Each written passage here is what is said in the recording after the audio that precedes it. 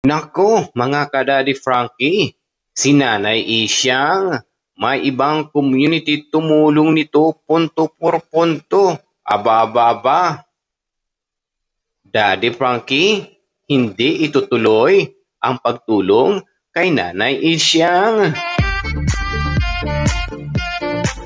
Bago natin pagpatuloy natin pag-usapan, please don't forget to subscribe to YouTube channel Kuya SMB Vlog. Ngayon mga ka-idol, ating pakinggan ang konting sinabi ni Daddy Frankie na may ibang community na po na tumulong po doon kay Nanay Isyang. Ating pakinggan muna saglit, punto por punto. Ngayon siya nagsabi na sa parang may community natin na tumutulong kay Nanay Isyang. Okay? Ayan mga ka-idol na galing mismo sa mensahe ni Daddy Frankie na mayroong ibang community na tumulong kay Nanay Isyang, hindi lang po sa kanya. Ang katanungan ng karamihan, tutulong pa ba si Daddy Frankie?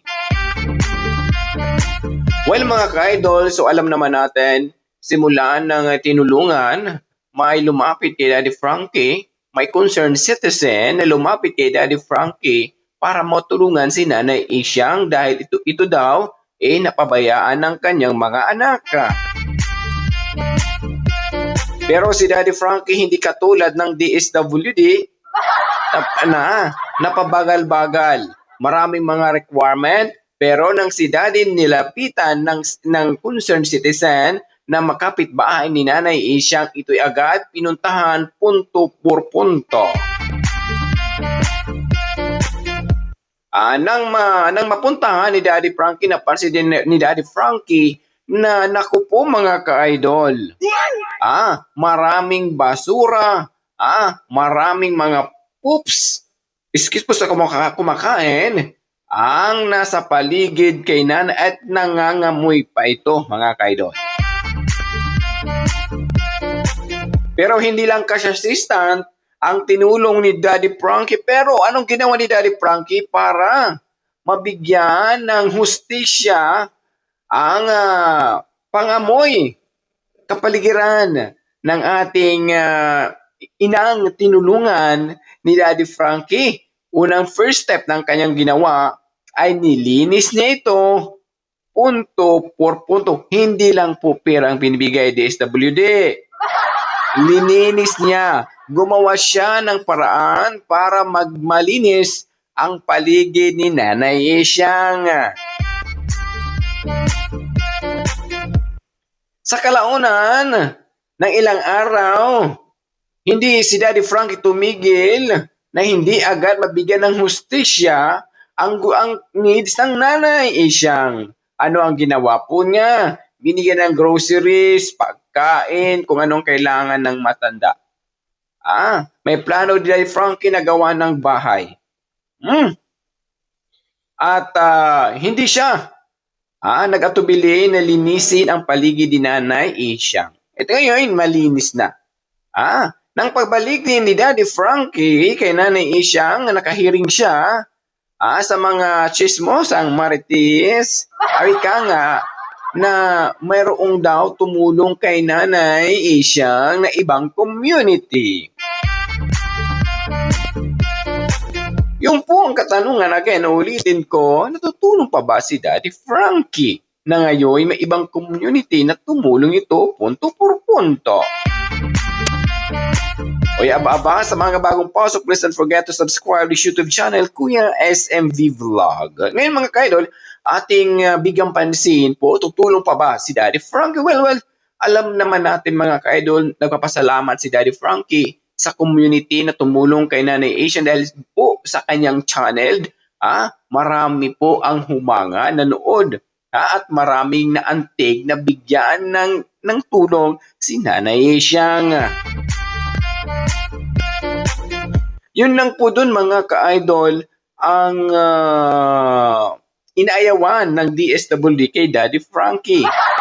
Na agad-agad si Daddy Frankie at sila'y nahihiya na mabagal at sometimes hindi rin nakakatulong.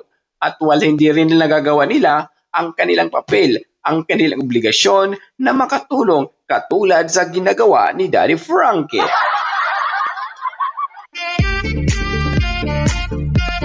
Ganun lang po dun mga ka-idol. Kahit may mga community na pumasok, pero kung ano ang naging nabitawan ni Daddy Frankie na salita ng mga words sa mga beneficiary, lalo sa mga anak ni Nanay Asiang, ito'y itutuloy niya punto por punto. Sana naman magising ang DSWD sa mga ginagawa ni Daddy Frankie na tularan. Huwag puro upo lang sa upuan. Kung masira ang upuan ng DSWD, agad pinapalitan. Sana maintindihan ninyo ano ang point ni Kuya SMV. Alright? Huwag po tayong magtaka ng why kung bakit maraming mga grupo. Hindi lang ang community, hindi lang team ni Daddy Frankie, ang mga nagbibigay saya ng mga mamayang Pilipino na nangangailangan ng tulong.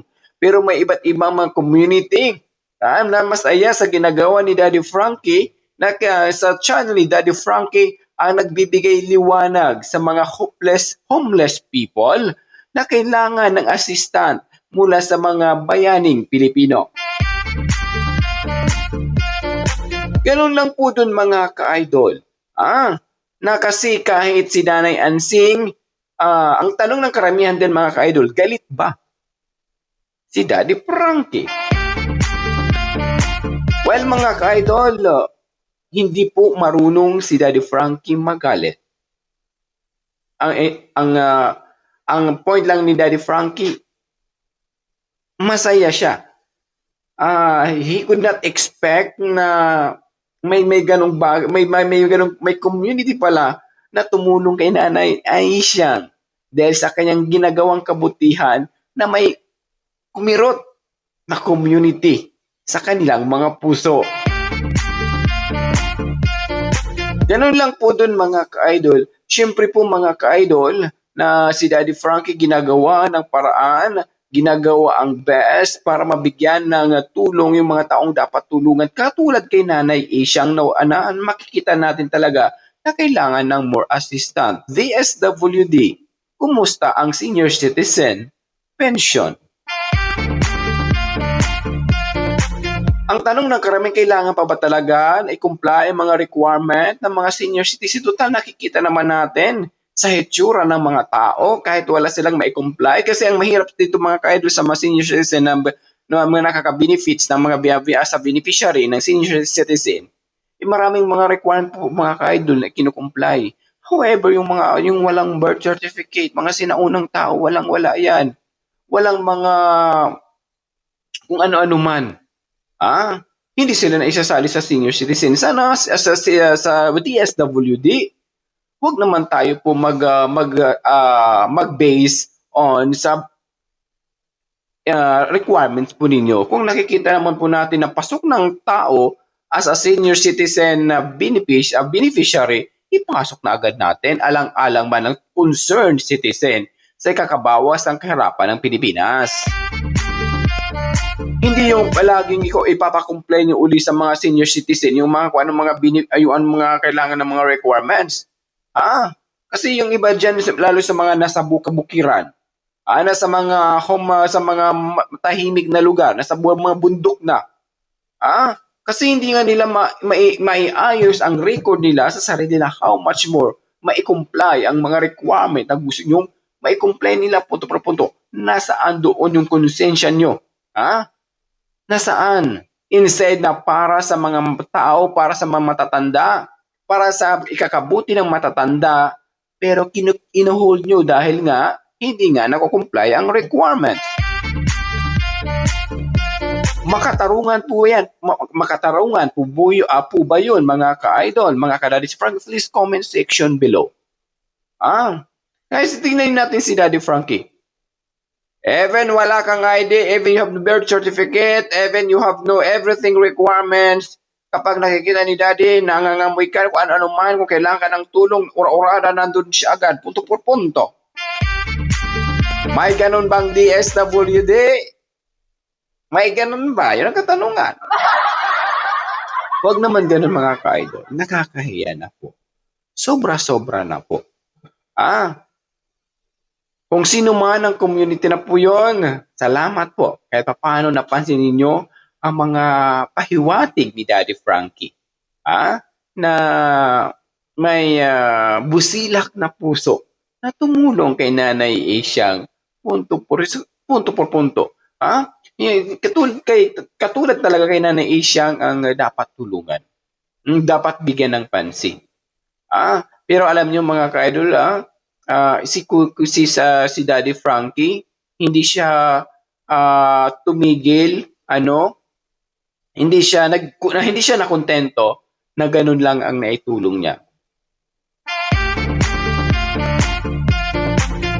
Totoo po 'yun. Hindi siya nakontento. Dapat gusto niya iiwan niya yung natulungan niya nung comfortable na wala ng problema. Sana naman na DSWD ng lugar ni Nanay Asiang, bigyan naman ng pansin si Nanay Asiang. Hindi na kailangan siguro ng mga requirement para maipasok sa beneficiary ng senior citizen. Kung nakapasok man siya, salamat kasi malaking impact po yun. Pero not enough. Sa kay pangangailangan ni Nanay Asiang. Di hanggang dun lang pa ba ang kayang ibigay ng gobyerno sa mga ganung katulad kay Nanay Asiang na walang kakayahan na ma-provide sa mga pangangailangan niya araw-araw? Magkano lang naman ang senior citizen na beneficiary na kukuha ng mga katulad kay Nanay Asiang? Ang alam ko, nasa 500 per month. Ewan ko kung dinagdagan ni Marcos, ang kasalukuyang administrasyon, ang pensyon ng mga senior citizen ngayon kung ginawa na bang 1,000 pesos per month. Yun lang po dun mga ka-idol, yung ni Kuya SMB. No, sana naman sa mga nasa gobyerno ng Pilipinas, wag lang naman hanggang pension lang ang makukuha ng DSWD. Okay lang po ba mag-request ang karamihan na more pa ibigyan ng more assistant ang mga senior citizen katulad kay Nanay Asiang nanghikaho sa kanyang buhay? Hindi lang 1,000 per month kasi kulang po yun. Kung halimbawa kung si Nanay may maintenance, halimbawa kung si Nanay may mga gamot, alam naman natin ngayon ang gobyerno lalo sa mga health. Nandun nga, sabi niya, libre naman sir ang gamot ng mga sa health center. Ang tanong, lagi po ba may stocks ang mga RHU ng bawat lalawigan?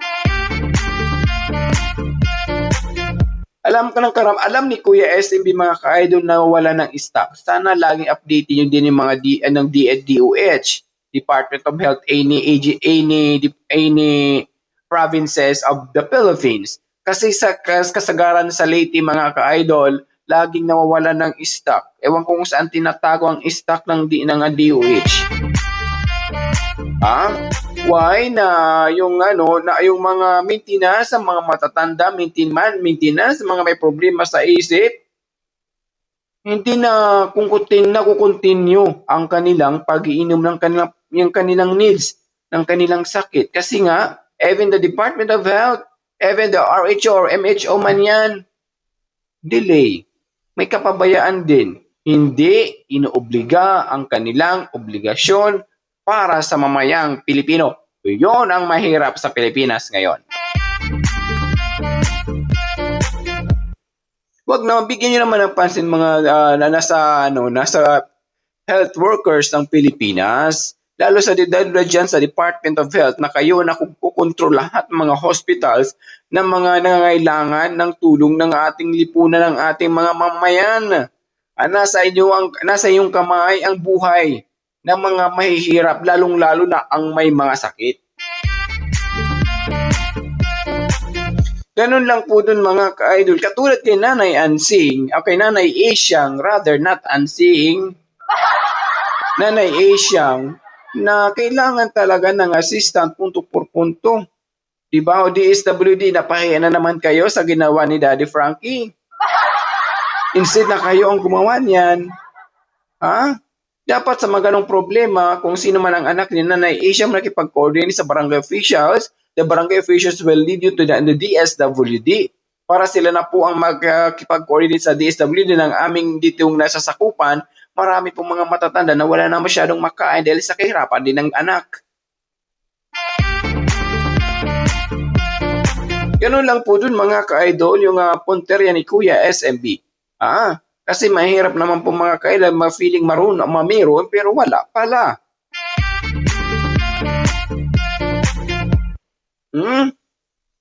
Sana pumili rin kayo ng mga barangay officials, nakikita nyo na malaking maitutulong at malaking kakayahan na matulungan mga, hindi lang po si Nanay Asia, pati other people sa inyong nasasakupan.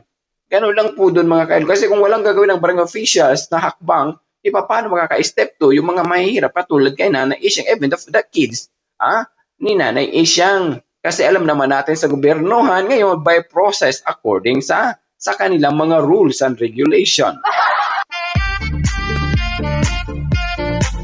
Yan po ba ang makatao? Ito siguro itong bansang Pilipinas lang siguro ang garapal na proseso na mamamatay muna ang pasyente bago makatulong ang gobyerno. Ganun lang po dun mga ka-idol. Why na si Daddy Frankie mas very versed and very masaya dahil po may mga katulad ni Daddy Frankie, Tekram, as mga taong mga charity vlogger na hindi po ginagamit yung kanilang mga natutulungan. Kasi ang iba dyan, ginagamit pag video tapos na. Kapag walang maibigay na sponsor, wala din, hindi babalikan. Alright? Huwag ganon. Mayroong charity vlogger sikat na ganon kanyang pang-attitude, but iwasan. But that is Frankie and the Tikram, hindi po ganon punto por punto. Sulido't pulido sila tumulong sa mga taong mahihirap. Hindi sila marunong manggamit katulad ng iba dyan. Feeling nasa mataas na sila. Na wala na silang pakialam kung anong mga concern ng kanyang mga nasasakupan. Pero at the end, siya pala ang naging itim ng kulay ng kanilang community. Anyway, ngayon po mga ka-idol na why naising ito ni Kuya SMB, kasi pinapakita ko lang sa inyo. Pinaparinig ko lang sa inyo. What kind of a charity vlogger Daddy Frankie is. Yun ang po dun mga ka-idol. Kasi kung ibang vlogger po yan, magbibigay lang ng pera yan. Hindi lilinisin ang paligid ni Nanay Asia. Tama ba ako? Please comment section below. Comment nyo. Sino kayang vlogger yon? Si Nanay Damiana. Naglinis ba sila sa paligid ni Nanay Damiana? Agoy, wag kayong itches pala ka dyan. Nakasubaybay ako simula ng pag-upload ni Bal Matubang kay Damiana. Naglinis ba si Bal Matubang sa paligid ni Damiana? Wala. Puro pera. Ano to? Tingin naman si Nanay Damiana. Ang 150. Bigyan na naman si Bal Matubang. Ano to? Binigyan ng 50. Sabi na naman ni Nanay Damiana. 20. Hanggang dun lang. So naman, if you really love concern what you did, kung ano mga ginagawa ninyo, dapat gayahin nyo kay Daddy Frankie. Hindi lang tulong ang kanyang ginagawa. Tulong na may malasakit kung ano ang nagiging sitwasyon sa nakakapaligid nito. Punto por punto. Ganun sana. Katulad mga charity vlog DSWD. Sabi pa nga ni Tid Filon, hoy, gising. Ganun lang po dun mga ka-idol. Again, sa mga bagong pasok, please don't forget to subscribe to YouTube channel Kuya SMB Vlog. Kahit may mga ganito tayong problema sa ating lipunan, napapabayaan ng gobyerno ng Pilipinas, pero napapansin ng ng mga charity vlogger, ang charity vlogger, yung pa po ang binibigyan ng babala at paalala. Sa Pilipinas lang po, mayroong ganon. Sabi pa nila, saan ka pa? Amo nga ne. Di ba? Saan ang hostisya doon? DSWD. Huwag yung itulad si Daddy Frankie kung ano mang napapansin nyo sa sarili nyo. Why na nakapagsalita kayo ng ganon? Why nakapagbitiw kayo ng mga ganyang information dahil kinukumpara nyo ang si Daddy Frankie sa sarili nyo sa ginagawa nyo dyan sa likod ng DSWD. Tama po ba ako? Please comment section below.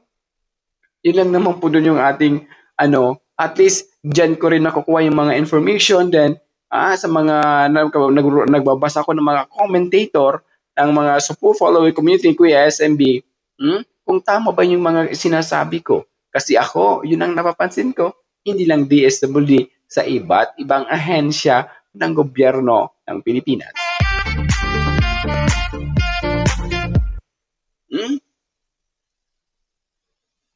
Ulitin po natin, malaking impact.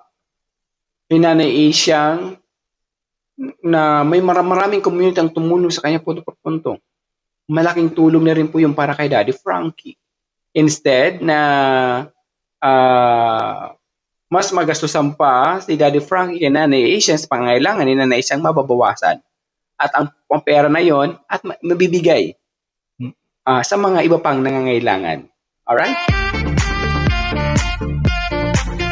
Ngayon mga ka-idol, hanggang doon na lang muna ang ating content ngayon na si Daddy Frankie ititigil ang pagtulong kay Isyang dahil may pumasok ng community.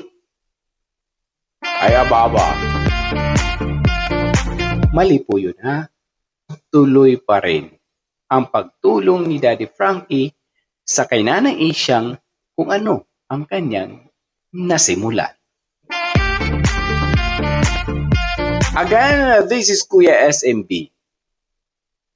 Magkaisa, magtulungan, maging solido, pulido ang community ni Daddy Frankie. Basta na sa katwiran, ipaglaban mo.